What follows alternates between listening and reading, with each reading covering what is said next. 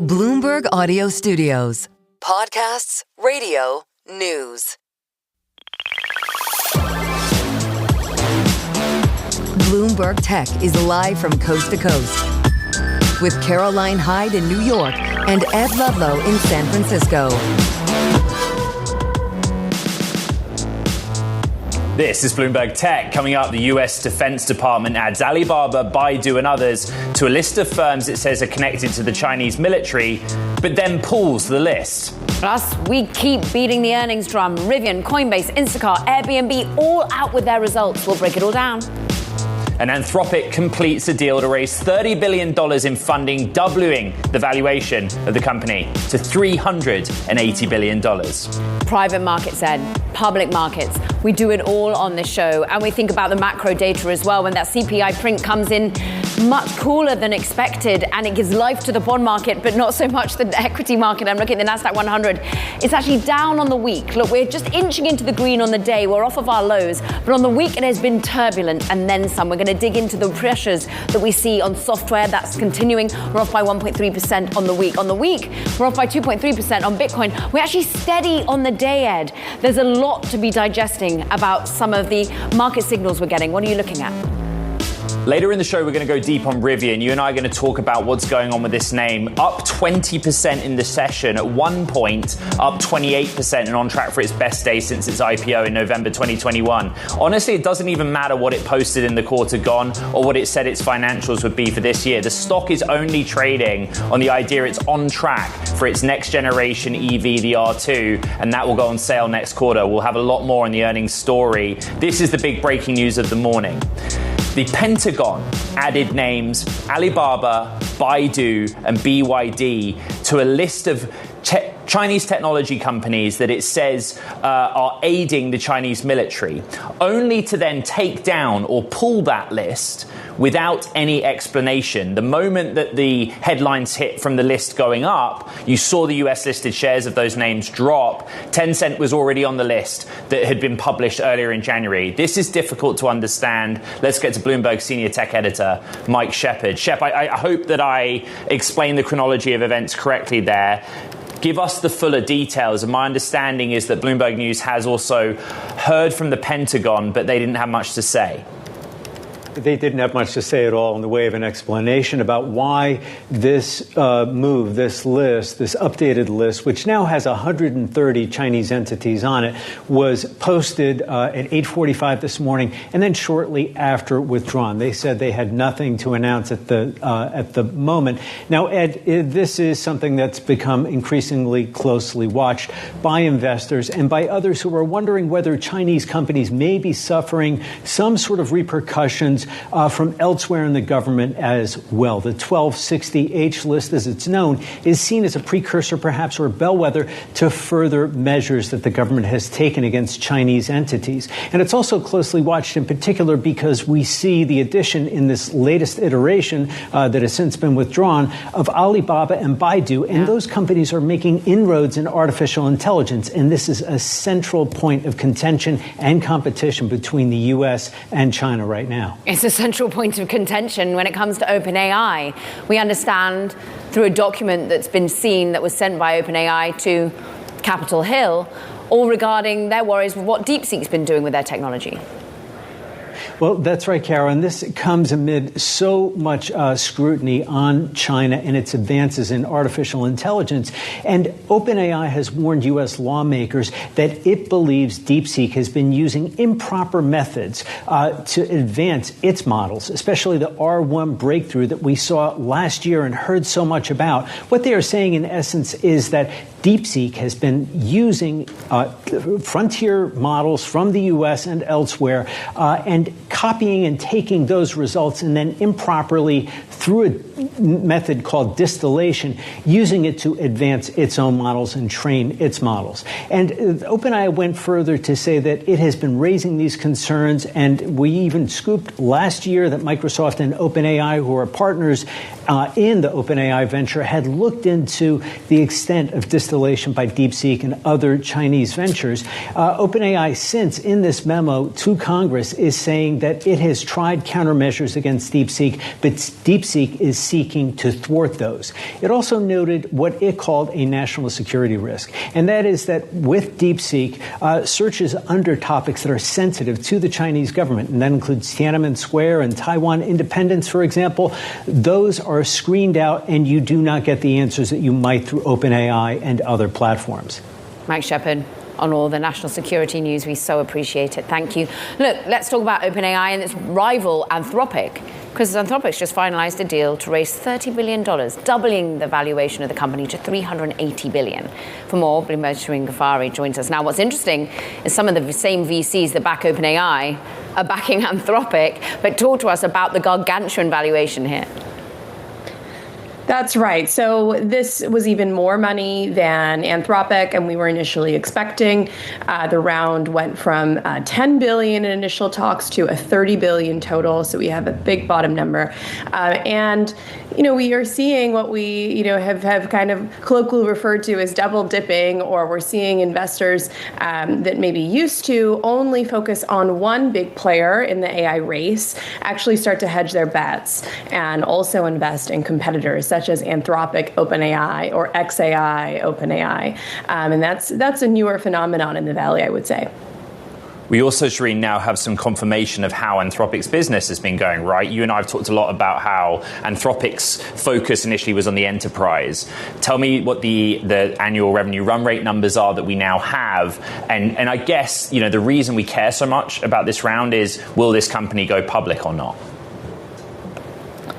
That's right. We're seeing run rate go up just very quickly from the last report of $9 billion to $13 billion. We're also seeing the Claude Code run rate in particular go up, and now Claude Code is their coding agent that's been very successful.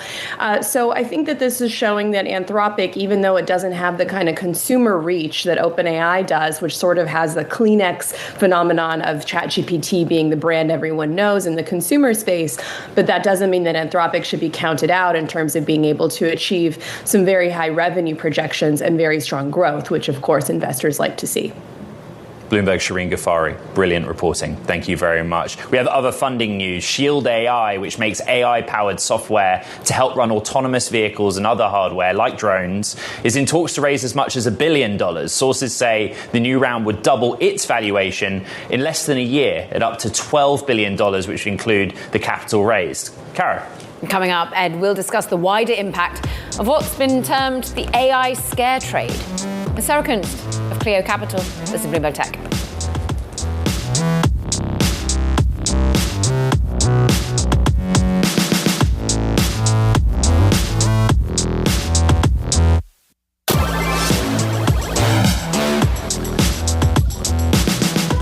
Logistics stocks became the latest victims of the so-called AI scare trade. After a karaoke-turned-AI company, yes, I said that right, it's a semi-cab platform.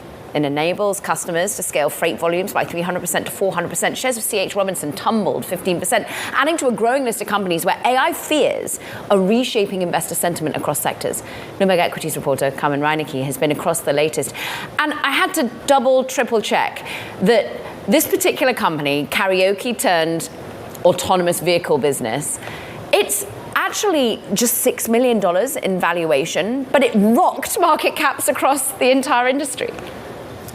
Yeah, it's teeny tiny. And actually, the CEO told me yesterday that he had never imagined sort of in his wildest dreams that they would have a day like they did yesterday. I mean, their stock was up more than 20%. So we've really just seen sort of the fear of software disruption from AI trickle across the broader market into these little sectors that you wouldn't think were initially tied to the AI trade. And some of the fear in software disruption, may be founded, but it seems like there are a lot of these knee-jerk reactions, and investors are sort of turning and saying, what's next? How can I even protect from downside like this? Because, just the smallest little headline or thing coming out can send, all of these stocks off a cliff.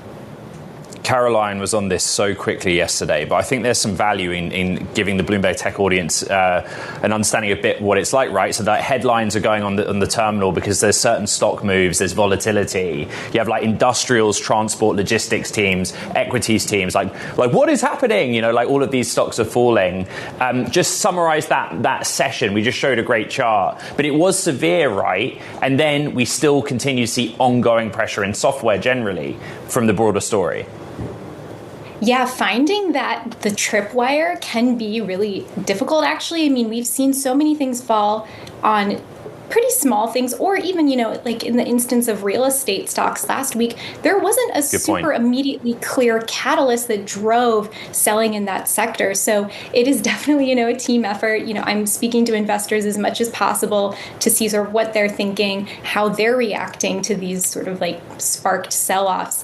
And yeah, it's been a full collaboration, right? Because we just don't know what's next. There are so many different parts of the market that could see potential disruption here. Yeah. And where, these fears could spark another decline in shares. While you were sort of calling up the CEO of Algorithm that was affecting logistics, we understand, we were speaking to the CEO of Altruist, which is the wealth management startup that had discombobulated wealth management stock market more broadly, and he too had this sort of David Goliath moment, Carmen. But what's so interesting is Ed and I speak a lot to the VC-backed companies that are developing the latest autonomous vehicles in trucking and bringing up these new platforms. How discerning are investors starting to become to a headline risk, or actually what is going to upend the industries they put money into? Because is really a $7 million algorithm company going to do that? I think we've seen actually really a lack of discernment, right? Everything is a very knee-jerk reaction now. I keep hearing people say over and over something along the lines of, sell first, ask questions later. And I think actually what I'm hearing from, fund managers or people on the street is they're looking or trying to impress sort of maybe more discernment on investors. So they're not sort of making these very snap decisions. We'll have to keep seeing what happens. It's definitely been, a wild few days. Bloomberg's Carmen Reinecke, you've been brilliant for a number of weeks in a row trying to explain what's going on. The AI scare, it sent market caps across stocks in multiple industries tumbling. We've just explained that. But all that disruption hasn't hit top lines.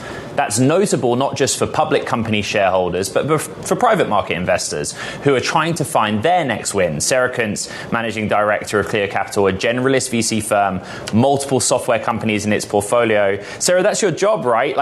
In the case study of a software name with a $6 million valuation that spooked an entire logistics sector yesterday, you want to be finding those names. Through that lens, what's your interpretation of what we've seen this week across multiple sectors where software is coming for it? Yeah, I want to find companies that are going to disrupt markets because they have a great product, not because they have great Twitter fingers. And so I think part of what we're seeing right now that makes investors nervous on the startup side, private investors, is that we want to make sure that these companies, these CEOs who are going viral with these sort of, hey, guess what, everything's falling apart, that they actually have an interesting solution, because otherwise they're just sort of a megaphone, right. Not necessarily a unicorn. I said software coming for it. I meant AI coming for it, even coming for existing software platforms. Is there real risk to established industries here imminently? Yeah, I think that there's risk long term, but the reality is that a lot of that risk is going to be sort of taken up by companies in those industries. So it's not like logistics is ignoring what's happening, right? When you look at some of the bigger logistics players, you have companies like the Nordics who have been consistently sort of ahead on software investing on their pension arm. So they're obviously, I'm sure, having those kinds of conversations. And so I think it's a little bit flippant to think that you're going to end up in a situation where logistics didn't see this coming. Of course they know, and they're often placing bets into startups or building and buying technology in-house that can help them sort of be a part of that change. Kind of the same way in oil and gas, we've seen them often also get some upside as it transitions to a cleaner energy. Ed makes a great point in our chat that, you would have thought Flexport would be the company that would be upending the future of transportation and logistics AI.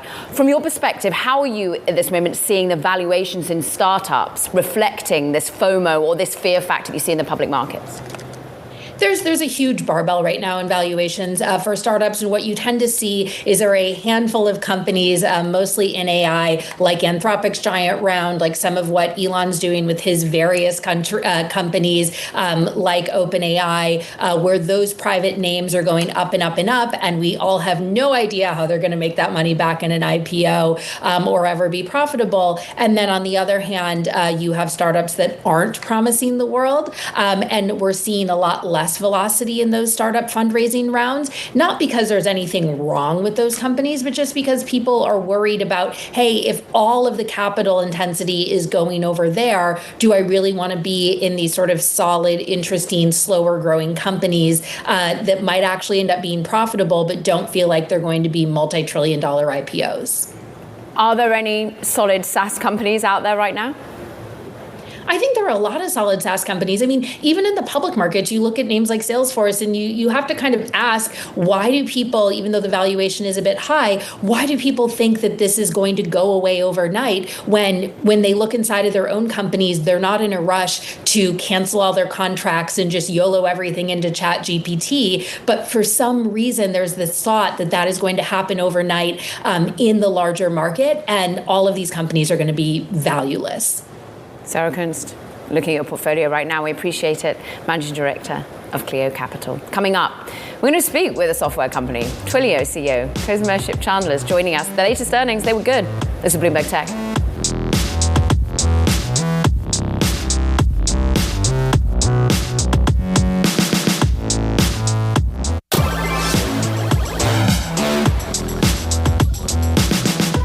Shares of Twilio holding on to gains were up 2.4%. The company posting solid fourth quarter earnings results and guidance, driven in many ways by gains in voice and messaging. The company also issued its revenue forecast of about 14% that topped analyst estimates. Twilio CEO Cosima Shipchandler is with us. And Cosima, what's driving the adoption? You talk about becoming sort of a foundational infrastructure layer. What does that look like? Yeah, I mean, I think what it means is that companies increasingly they've always been using us for communications and for data, but increasingly they're pointing their workloads towards us, and I'm talking about AI companies as well as enterprises, as infrastructure that allows them to connect the LLMs, the data warehouses, the agents that they're now starting to build with, and telcos, put all of those different capabilities together under one platform, and that's, I think, what uniquely positions Twilio. Uniquely positions you against this so-called SaaS-pocalypse. How much, Cosima, did you get questions on an ongoing basis from investors saying how resilient is the way in which you charge customers? Yeah, we don't get as many questions about that topic, actually. I mean, I think the reality is that, we've always been sort of an infrastructure provider, and so there's some level of insulation in that way. Like, what we do is very unique. I think the other dynamic that is at play here is that our pricing model has always been usage-based. And so, if you're worried about what the terminal value is associated with seat licenses and stuff like that, that's not something that we think about day to day. Instead, we think about how do we combine all of these different elements that are coming to the fore to create a great customer experience on the other side. It's great to have you back on the show. Going back to basics with Twilio, I think really helps the audience understand, right? Twilio does customer engagement. And on the show every week, Caroline and I get told that the area that is most imminently ripe for improvement is call center, essentially, that kind of domain. The analysts are looking at the results and the outlook and saying that you might be being a bit conservative and a bit muted. They want to see more evidence that voice AI, as an example, is really taking off. What do you see on the ground, so to speak, Cosima? I mean, look, we want to see more too. I think we feel pretty good about the outlook. We feel great about the way that 2026 is shaping up so far, and we're pretty positive on it all. I think as it relates to voice AI specifically, since that's kind of where you started, I mean, I think you're seeing tremendous velocity from a number of different companies. We called out a number of them in our most recent earnings. Just take an example like Sierra, like they've really captured the imagination right now in this moment. We're lucky to have them utilizing our infrastructure to be able to grow with a customer like that and add different kinds of voice capabilities to the speech to text and text to speech capabilities that they offer. So I think that's really been exciting and interesting for us. And then I think looking forward, there's a number of other growth vectors that we're looking at. This idea of having persistence, memory, context, being able to combine all of that also with agent building capabilities, I think that's what creates durable tailwind for our company. The usage-based model, as you just described it, it's a great advantage for you, right? And I think, again, just going on the reaction to earnings, some of the concern is that if the outlook for the rest of the year is conservative, how much is that because you don't have visibility that far afield on a usage-based model from your customers? Yeah, I think it's less about that. I mean, I just think the dynamics of a usage-based business maybe cause us to be a little bit more conservative about the way that we forecast and the way that we kind of call it. I wouldn't take that as signal that there's any dampening of optimism in terms of our business. Quite the contrary. I mean, the signals we're hearing from customers are that they want to go all in with Twilio. Again, not just communications and data, but to build their entire AI stack around a lot of our infrastructure, including a number of other companies, obviously, as well, who we'll end up partnering with. But I think this usage-based pricing model ideally positions us because it matches a customer's revenue events with our revenue events. And so our incentives are very, very tightly aligned. Because there's a lot of fear, there's a lot of anxiety, not just in investors, but in people writ large around AI at the moment. How are you thinking about that around your own labor force and about how you make your business as efficient as possible by adopting the tools with which you're currently building upon? Yeah, look, my personal view is that I don't think AI is per se coming for the workforce. I mean, I think, frankly, it's going to be tremendously additive to the workforce. I've got a kid in college. I've got one that's about to go. I actually think what's about to happen here is that over the next 5 to 7 years, you're going to have a whole slew of college graduates who are AI natives who are going to add so much more interesting and intellectual capacity to the workforce that I actually think workforces could potentially grow in many ways. I think what is, probably a certainty is that those who don't retrain or reskill with different kinds of AI capabilities, they're probably more at risk. And, we're working hard to make sure that our workforce is retrained, reskilled. We're adding a number of different capabilities to our own internal tech stack.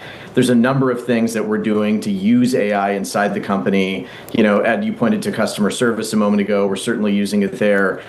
Inbound sales, we're certainly using it there. And I think there'll be a lot more other things that we do going forward. Cosima Ship-Chandler, embracing it. We thank you so much, Twilio CEO there. Coming up, we'll take a look at Airbnb and Instacart's earnings. Still coming thick and fast, folks. This is Bloomberg Tech.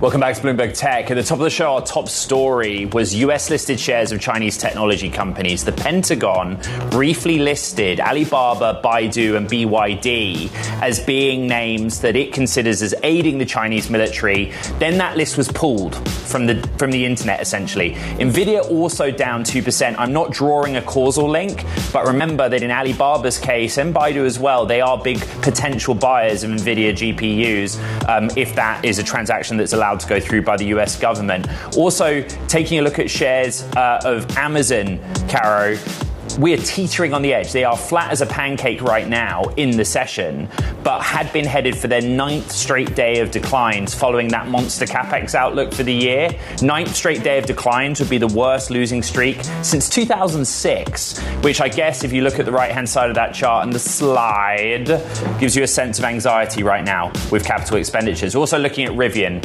So Rivian really on a tear. Remember, it was down 30% almost year to date. It's now up 24% in the session. Doesn't really matter what they posted in the quarter gone, but they're basically on track for their next product, the R2, and that's all the market cares about. I mean, talk us about the R2, because it's got to be able to inspire purchasing at a time where we've taken away some of the support from the government and we are seeing just EVs on a downhill trajectory. Yeah, Rivian to date had 2 premium consumer products, the R1S SUV, R1T pickup, and it didn't have a mass market product. The R2 is supposed to be that. It's still at a premium price point, and Rivian and its CEO RJ Scaringe have basically argued there isn't much out there below $70,000 for the everyday family, in the SUV form factor. It's like the Toyota RAV4 of EVs, and all they're saying is that things are going as they said they would. And that chart there tells the story. That spike that you see around December, that's when they announced all their AI plans, right, which we went deep on, and then it faded because there was a lot of anxiety that they'd fall behind on the actual product delivery. I mean, they have been cutting costs, right, per vehicle, more than $7,000, like in lockstep with the amount that you're now not getting in terms of subsidization. But it's interesting, the delivery numbers, are they optimistic? Is it positive to be between 62 and 67,000? Is more than last year, but it still is low volume, right? And they're still going to lose $2 billion this year, and they're still one to watch, though, because of all the people that back them and the hype around their tech. Elsewhere in earnings, strong demand for travel helped boost shares of Airbnb. Bloomberg's Natalie Lung joins us now. Airbnb, what's the story here? What are they doing that's new, that's different, and that's giving them a boost? Last year, they rolled out a Reserve Now, Pay Later option in the US, and that's really helped boost bookings, letting people book in advance without worrying about their budgets so much. And they're expecting to roll this out to more markets globally, so that could continue help the results. And this year, CEO Brian Chesky really put a big focus on launching new businesses. Yesterday, he talked about possibly testing airport pickup services, and we also know they're testing grocery delivery for guests. We're up 4%. At one point, we'd been up almost 10% in the session. I know we're here to talk about tech, Natalie, but does Airbnb tell us anything about the kind of health of the travel industry right now and the consumer around the world to spend money on travel and experiences? Yes, so U.S. travel has been pretty strong, and especially strong in their international markets as well, which are growing at almost like twice as fast than their core markets.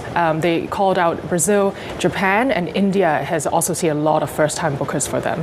Let's talk about the strength of groceries. Instacart, really impressing investors, Natalie. Yes.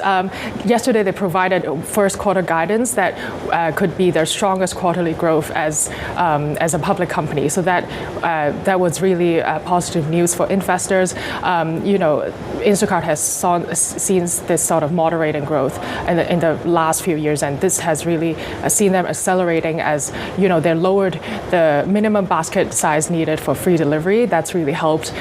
Their partnership with Uber, allowing people to order takeout, has also helped with demand. What about the underlying technology and how much AI is becoming a flywheel for them or not? Yes, they're continuing to push out new technology solutions for grocers, such as their white label website building, and as well as other recommendation engines for grocery. And that has powered a third of their revenue, and they continue to expect it to grow this year, including pushing internationally with Costco in Europe. Bloomberg's Natalie Lung. We thank you so much on our earnings roundup. We've got more of them. Coinbase. Well, it showed how quickly a cooling crypto market can pressure even one of the industry's most diversified exchanges. Revenue in the fourth quarter tumbling 20% to $1.8 billion. That says falling token prices drain trading activity across digital assets. This is the company's stock is already down nearly 37% year to date, but it's got a bounce today. Katie Greifeld, I'm pleased to say, joins us, host of the Crypto Show. And what everyone is trying to get to grips with is have we found a bottom here? Is this bad and as ugly as it gets? That seems to be the explanation for why you're seeing shares bounce and then some. Coinbase currently up about 16% at the moment. That is its best day since June, which looks unintuitive when you consider some of the actual numbers that we got last night, which weren't great. Transaction revenue coming in soft. You also had trading volumes coming in lower than expectations. But as you mentioned, I mean, shares were down 37% through yesterday's close. We also had Robinhood report a few days earlier. Their crypto business drove a net revenue miss for that company. So it wasn't necessarily surprising to see these figures. Right. And the idea here is now basically that, exactly that. We're looking for a bottom, that maybe the worst is already priced into this stock. Katie, I'm a little ignorant here. You know, like crypto from a sort of asset perspective is not something that I spend a huge amount of time on. What I was trying to ask earlier in the week is, I get when volumes are down, that's not great, right? That's kind of logical. But there's been so much volatility. So I thought that in an environment where there's volatility, a name like this would do really well, right? Because you're on one side of the trade or you're on the other.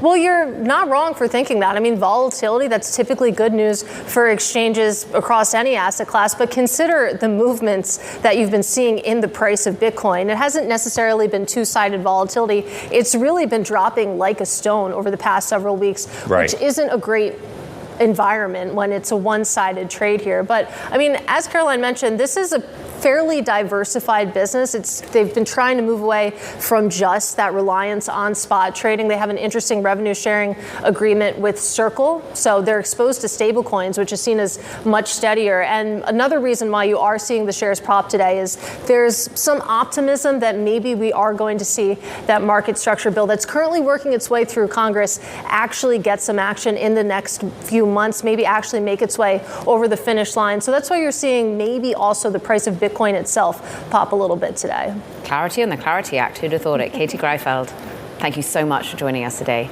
Meanwhile, let's stick with more earnings. I want to just take you to Applied Materials, because this is the equipment maker of the US for the chip makers. We are up 9%. Stellar set of numbers, managing to prove to the market that even though China is pulling away in terms of orders, we're actually seeing just the drumbeat of more and more investment in data centers. Of course, that means equipment manufacturing that is needed for chips to go into those data centers. Applied Materials benefiting off the back of it. We're up 8.9%. The CEO sounded pretty bullish, Ed. Etching and deposition gear, absolutely essential. Let's go to space. SpaceX Go capsule. Dragon and Godspeed Crew 12. And liftoff. Freedom flies bound for the International Space Station. 1.7 million pounds of thrust now propelling Falcon 9. Got ahead of myself there. SpaceX capsule carrying 4 crew members from the US, Europe, and Russia launched overnight to the International Space Station. The start of a planned 8-month stay in orbit that will include research on meditation in space. They'll be joining 3 other astronauts aboard the ISS, which has been operating with a skeleton crew since the first ever space medical evacuation, you'll remember, in January. Caro. Meditation. We need to do more of it on Earth, let alone in space. Brilliant. Thank you, Ed. Meanwhile, coming up, Ben Sun from Primary joins us to talk about the venture firm's latest mega fund. This is Bloomberg Tech.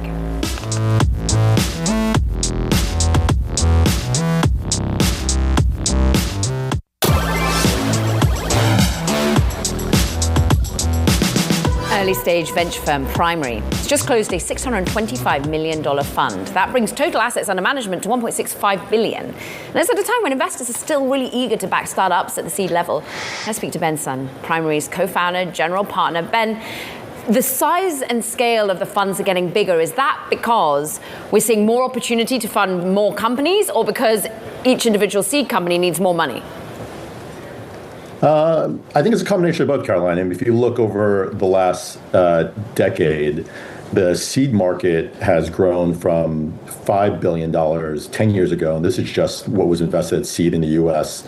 in 10 years ago in that year, to last year being about $20 billion. So we've seen 4x the amount of capital. In terms of round sizes, on top of that, round sizes have gone up from $1 billion to $4 billion as well. So again, a climb of about 4x. Are you seeing returns, though, that vindicate such bigger bets at the seed level? Where are you deciding to double down on companies? Do you just stay at seed? How do you think your own DNA changes in this moment? Oh, I think if you look at historically on the exits and the size of outcomes in both the median and the decile, you've seen that each kind of generation of startups just gets a step function higher and higher. And now with what's happening in AI, we think the outcomes are going to be that much greater.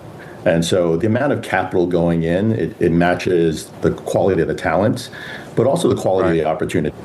And with transformations like AI, we think, and the market thinks, those opportunities are going to become, and those outcomes are going to become bigger than we've ever seen before. Ben, some of the data you were just referencing, I wrote my column about this on January 26th. There's no point calling it a seed round anymore. Mango seed, coconut seed, avocado seed. But the scale is not just different. You're basically making a bet sometimes on just 2 or 3 people in the AI lab context, for example.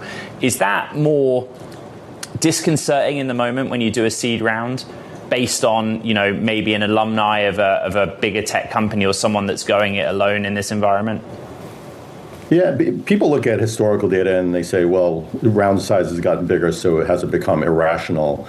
The reason why they have become bigger because it's become more rational. Think about the founding talent alone. I started my career as a founder 30 years ago. What we knew about the internet and how to scale a technology company back then, it's night and day to where you see the market and the type of talent you have now. A lot of the talent are coming from best-in-class tech companies that have gone from zero to $1 billion type outcomes, if not more. And that talent is coming out and starting new companies. And then on top of that, the scale and the quality of their ideas are just getting better and better. So I think the capital going in, the valuations are climbing. These are just markets being efficient and saying, well, the talent and these potential outcomes look like they have much more upside and therefore kind of demand those type of premiums. The seed market is very broad. What are the corners of the technology industry or opportunities where like the technology just doesn't exist yet? The big unlock, as you know, is around kind of AI. And this is at the infrastructure level all the way to the application level. And the opportunities that we're kind of seeing across all different types of sectors is becoming evident that really AI is being able to unlock what is a much larger TAM than historically you've seen before. Before, we used to talk about TAM as like software budgets. AI is replacing or augmenting human labor. And when you think about that type of replacement augmentation, we're talking about a market that's trillions of dollars, not hundreds of billions of dollars.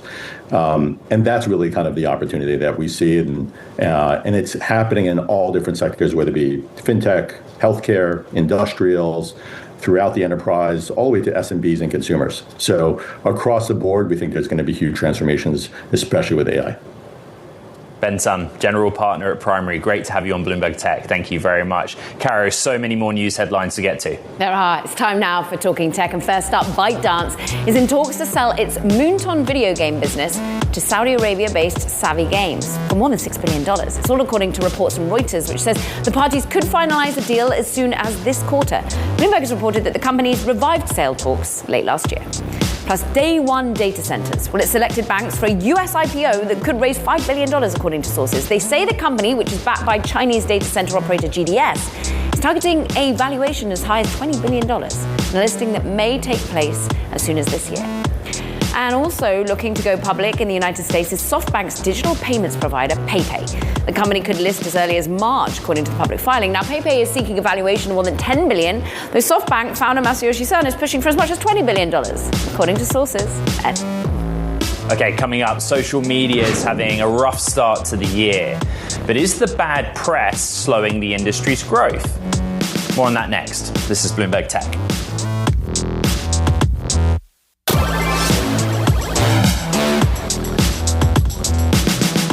Social media's impact on teens, well, it's never been more scrutinized than it is right now. With lawsuits in the US over addiction allegations, Australia's ban on under 16s that could actually spread to Europe. But are these moves actually crimping the industry's growth? Bloomberg's Kurt Wagner, who covers social media, joins us on this. You wrote a piece, your Tech in Depth piece, that kind of shows that, no, it doesn't actually affect the business model thus far, it feels like. Yeah, and I think there's two elements here. The first is the volume of accounts that have been removed. And again, these bans right now, to be clear, this is only happening in Australia, Caroline, right? So there is potential that this could become a real global problem. But the number of accounts that are being removed are drops in the bucket for these companies. It's maybe even a rounding error in terms of who they are losing.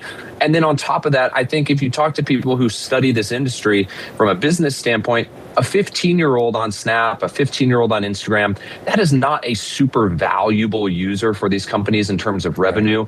They don't usually have a lot of disposable income. They're not making household purchasing decisions yet. And so the point of this story here was mostly to say, right now, this is not a real threat to the business of these companies. It could be down the line, but I think that's something that, might be years away if it ever comes. The extension of that last part is that many of these names still rely heavily on advertising as source of revenue. There's obviously subscription in some cases, which is a different model. That would suggest generally ads are healthy right now. What are you seeing?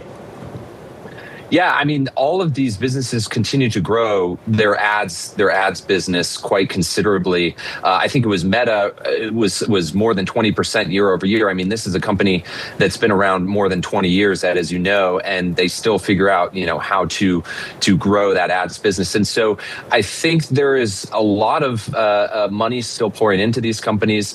And again, it's just, where is that money being targeted? It doesn't feel that teens, while they're important again to create a vibe around a platform, to create buzz around a platform, they're not necessarily who advertisers are looking to get right now. And so I think that's where, again, there might be some delay in how these types of bans impact the business. Push us forward though, Kurt, because we are going to see some key executives have to come up against arguments in court. Look, we all remember the pictures of Mark Zuckerberg being confronted by parents holding up signs. That moment resonates with a user base and a potential customer. It does. We're expected to hear Mark Zuckerberg testify next week in Los Angeles in a big trial that's all about whether these platforms are purposefully addicting teens to, Instagram, Snap, TikTok, et cetera. And so there is a reputational element to this. And I think while I say that the business might not be impacted now, if you get a whole generation of teenagers who stop using these products, that is not good, right? That is not good for Meta, right, that these people are now going to go spend time elsewhere. Bloomberg's Kurt Wagner, thank you very much. Some of the biggest players behind the AI boom are taking a page from the crypto industry's 2024 playbook, working to back congressional candidates who favor a lighter regulatory touch on AI.